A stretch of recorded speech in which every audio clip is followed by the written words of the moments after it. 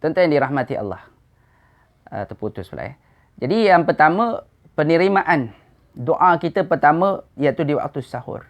Waktu yang sebaik-baik, waktu yang hening, waktu manusia mengisafi tentang diri-diri mereka.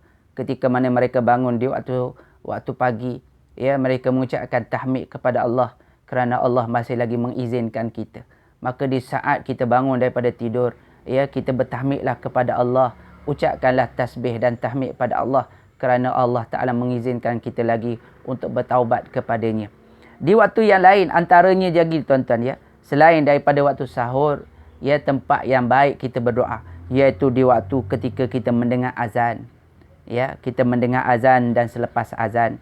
Kemudian di waktu selepas kita solat, sama ada solat fardu, sama ada solat sunat, solat tarawih, sama ada solat witir, sama ada solat hajat, sama ada solat taubah dan sebagainya. Ya, kita perbanyakkanlah antara doa yang masyhur di dalam bulan Ramadan ini ialah Allahumma innaka afuwun karim tuhibbul afwa fa'fu anni. Ya, ya Allah, sesungguhnya engkau Maha Pemaaf dan engkau suka kepada memberi kemaafan, maka maafkanlah dosa-dosaku. Ya, maka kita perbanyakkan Allahumma inna nas'aluka ridhaka wal jannah wa na'udzubika min sakhatika wan nar. Ya Allah, aku mohon kepada kamu syurga dan redha-Mu. Aku mohon kepadamu jauh daripada neraka dan kemurkaan-Mu. Jadi tuan-tuan yang dirahmati Allah, yang ketiga, yang tadi kita sebut selepas sahur, selepas azan ataupun di waktu azan, dan yang ketiga ialah selepas solat, dan yang keempat ialah ketika kita sedang berpuasa. Ya, keempat ketika sedang berpuasa. Tadi saya dah sebut orang yang berpuasa ni bau mulut pada orang yang berpuasa itu harum di sisi Allah. Maksudnya bila harum, Allah nak kita sentiasa memunajat pada Allah, berdoa kepada Allah, minta kepada Allah. Sebab bau kita harum di sisi Allah. Allah nak bau tu. Ya, maka kita kena minta sebanyak-banyaknya. Maka di saat daripada pagi sampai ke petang sampai ke malam, ya, kita berada dalam puasa, maka di saat itu doa-doa kita ni mustajab di sisi Allah Subhanahu wa taala. Kenapa kita mustajab doa tu? Kerana kita berada dalam keadaan beribadah. Puasa ni hebat tuan-tuan. Ya, kita duduk boleh ibadah, kita masak beribadah. Ya, kita tidur kita dikira ibadah. Kita bertafakur, kita berzikir, lagi-lagilah dikira ibadah. Semua masa kita daripada pagi sampai ke maghrib itu dikira ibadah. Kemudian yang keempat, yang kelima ialah ketika kita berbuka puasa.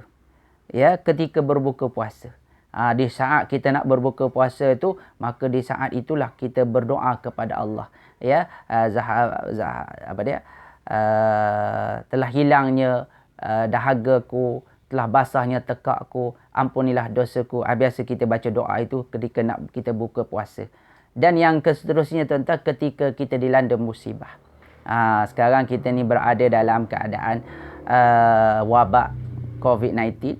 Ya, kita sudah hampir 3 bulan kita berada dalam keadaan wabak ni, maka kita sedang berada di dalam musibah.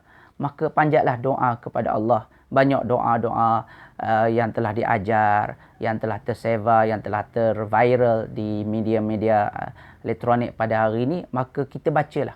Ya, kerana itu juga merupakan saat waktu yang munajat di sisi Allah Subhanahu wa taala. Sidang hadirin yang dirahmati oleh Allah Subhanahu wa taala. Dan yang keempat daripada hadis yang mula-mula kita baca tadi ialah wa dzunuban maghfurah. Dosa-dosa yang terampun. Ya, kenapa dosa-dosa terampun pada bulan ini? Dia dah sebut tadi, Allah Taala ampunkan dosa-dosa kita kerana disebabkan dengan beberapa perkara.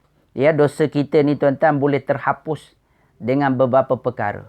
Antaranya disebabkan dengan puasa. Ya, puasa tu sendiri menghapuskan dosa.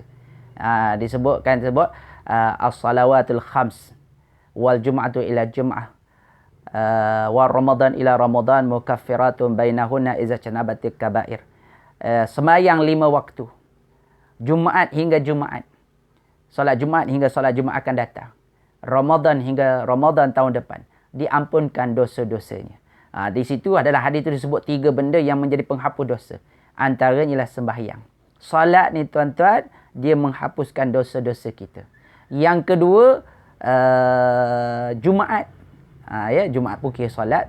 Ya, juga menghapuskan dosa kita seminggu. Ada penghapusan dosa dalam bentuk harian, ada bentuk mingguan dan ada bentuk tahunan. Yang bentuk hariannya ialah solat. Yang bentuk mingguannya Jumaat. Yang mengikut tahunan ialah Ramadan. Ramadan itu sendiri penghapusan dosa.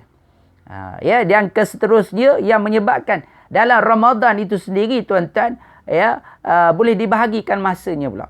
Di waktu siang hari kita berpuasa, itu juga penghapus dosa. Man shama Ramadan imanan wa ihtisaba ghufira lahu ma taqaddama min zambi. Barang siapa yang berpuasa pada siang harinya dengan penuh keimanan dan pengharapan, Allah hapuskan dosa-dosanya yang terdahulu. Waktu malam pula kita bangun qiyam, kita bertarawih, kita berwitir, kita qiraah dan macam-macam kita buat sebagai suatu jalan ketaatan pada Allah. Allah hapuskan dosa kita. Disebut dalam hadis man qama, tadi man sama, man qama Ramadan imanan wa ihtisaba ghufira lahu ma taqaddama min zambi. Barang siapa yang mendirikan malam dengan penuh keimanan dan pengharapan, Allah hapuskan dosa-dosanya yang terdahulu. Ya. Kemudian yang seterusnya ialah bersedekah, tuan-tuan. Ya, kita bersedekah di waktu malam. Ya, kita bukan bersedekah tu malam. Kita bersedekah. Sedekah itu sendiri tutfi'u khati'ah kama tutfi'ul ma'un nar. Sedekah itu memadamkan kesalahan, dosa-dosa sebagaimana air memadamkan api yang membakar. Itu kehebatan berpuasa, bersedekah di sisi Allah Subhanahu wa taala. Begitu juga menghidupkan malam Lailatul Qadar. Ya, man qama Lailatul Qadar imanan wa ihtisaba ghufira lahu ma taqaddama min zambi. Barang siapa yang mendirikan malam Lailatul Qadar dengan penuh keimanan dan pengharapan, Allah hapuskan dosa-dosanya yang terdahulu. Ya, dan yang terakhirnya tuan-tuan, penghapusan dosa disebabkan dengan zakat fitrah. Ya, zakat fitrah ni tuthiru menyucikan kesalahan, lara dan sebagainya kepada orang yang berpuasa itu. Maka datangnya zakat fitrah membersihkan perkara-perkara yang kita pernah buat silap, lara dan sebagainya ketika menjalani bulan Ramadan yang penuh keberkatan ini. Dan yang terakhirnya tuan-tuan, disebut dalam hadis ini adalah wal jannatul mushtaqatul lahum, dan syurga yang merindui, ya, orang-orang yang berpuasa. Dalam satu hadis disebut al jannatul mushtaqatun ila arba'in nafar. Kerinduan syurga ini kepada 4 golongan. Jadi kalau kita termasuk dalam salah satunya, beruntunglah tuan-tuan. Mudah-mudahan ya kita tercalon. Antara ini disebut talil Quran wa hafizil lisan wa mut'imil ji'an wa saimi fi syahr Ramadan. Ya, orang yang akan dirindui oleh syurga ada 4. Pertama, talil Quran. Orang yang sentiasa membaca Al-Quran. Sentiasa membaca Quran, baca Quran.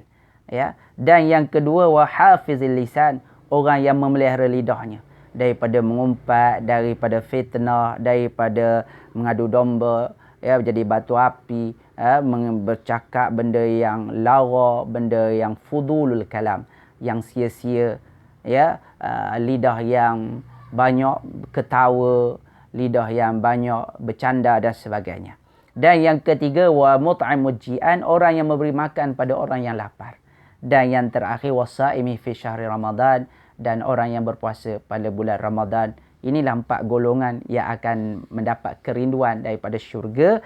Apabila syurga mendoakan kepada golongan ini, mudah-mudahan ya kita dikabulkan oleh Allah permintaan syurga dan kita tergolong di kalangan ahli syurga.